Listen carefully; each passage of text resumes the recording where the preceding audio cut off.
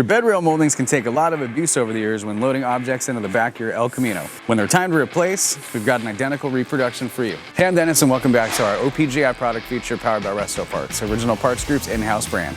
Today we're going to be looking at our 1968 through 72 El Camino bed rail moldings. Since 2004, when GM discontinued the bed rail moldings, we've been a leader in the industry providing the most accurate reproduction on the market. Every part is manufactured from roll-form stainless steel and features a correct placement stamped cutouts underneath, making for a straightforward installation. We use case-hardened steel tooling to ensure your molding is authentic. Our original style attachment clip kit is done in the original injection molded plastic with steel ferrule sliders, unlike those generic ones sold elsewhere, ensuring you a no-hassle installation. At the end of the production line, each panel is polished with a mirror-like finish. Thanks for watching, and don't forget to subscribe for more product features and updates. For more information on these and other great products, please visit us at OPGI.com. Call us today or use our fast, convenient website.